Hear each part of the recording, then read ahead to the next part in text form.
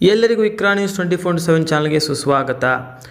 Social democratic party of India Belagavi ಜಿಲ್ಲಾ ಸಮಿತಿ ವತಿಯಿಂದ ಪಟ್ಟಣದ ಡೈಮಂಡ್ ಹಾಲ್ನಲ್ಲಿ 79ನೇ ಸ್ವಾತಂತ್ರ್ಯ ದಿನಾಚರಣೆ ಅಂಗವಾಗಿ ಸಭಾ ಕಾರ್ಯಕ್ರಮ ಆಯೋಜಿಸಲಾಗಿತ್ತು.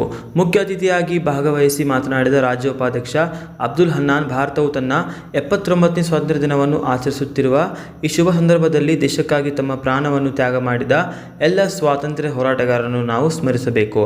1947 ಆಗಸ್ಟ್ 15ರಂದು ಬ್ರಿಟಿಷರ ಆಳ್ವಿಕೆಯಿಂದ ನಾವು ಮುಕ್ತರಾದ ದಿನವನ್ನು ಆಚರಿಸುತ್ತಿದ್ದೇವೆ.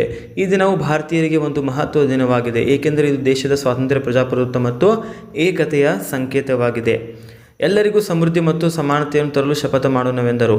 ಮುಖ್ಯ ಅತಿಥಿಗಳಾಗಿ ಆಗಮಿಸಿದ್ದ ಮೌಲಾನಾ ನೂರುದ್ದೀನ್ ಫಾರೂಕಿ ಮಾತನಾಡಿ, ದೇಶವನ್ನು ಸ್ವಾತಂತ್ರ್ಯಗೊಳಿಸಲು ಹಲವಾರು ಸ್ವಾತಂತ್ರ್ಯ ಹೋರಾಟಗಾರರು ಯಾವುದೇ ಧರ್ಮ, ಜಾತಿ ಭೇದವಿಲ್ಲದೆ ಹಿಂದೂ ಮುಸ್ಲಿಮರ ಅಸಂಖ್ಯಾತ ತ್ಯಾಗ ಮತ್ತು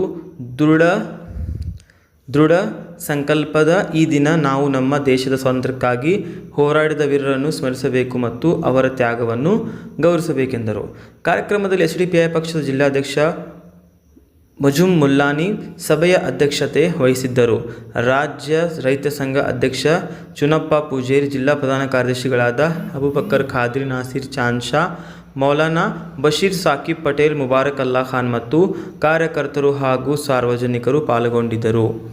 bureau report, Iqra news, Kudachi.